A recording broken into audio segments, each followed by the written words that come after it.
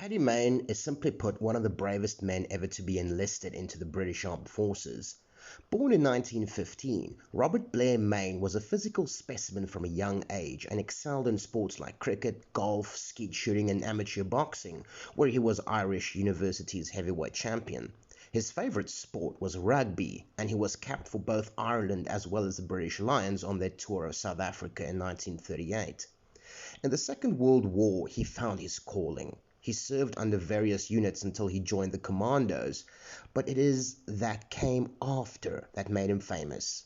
Transferring to a little-known unit simply known as Parachute Unit, this unit would soon become the SAS.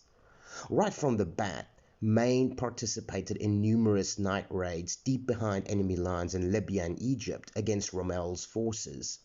Having the great idea to use military jeeps, Mayne and his fellow badasses wreaked havoc on German airfields, tearing through aircraft like an all-you-can-eat buffet.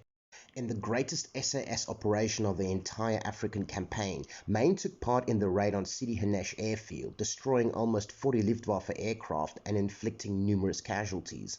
All told, it is estimated that Mayne himself destroyed up to 100 enemy aircraft through the war.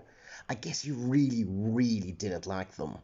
This would be enough for anybody else to qualify as an unstoppable badass. If your name is Paddy Mayne though, this is what you call an appetizer. Promoted to major, Mayne commanded his own unit in two daring raids deep inside enemy territory, both times with success.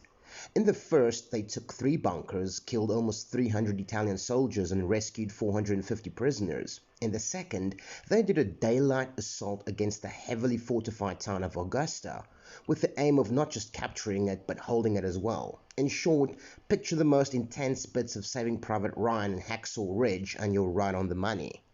Again, this would be enough for anybody else to be regarded as a legend. If your name is Paddy Mayne though, this only means that you've gotten started.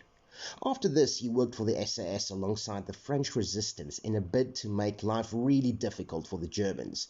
Once the Allies had landed on the beaches, he sought them out, making contact with a contingent of American forces. By slipping between friendly and enemy lines like an eel, he supplied crucial data to the Americans, who in turn used his valuable intel to achieve great battlefield success.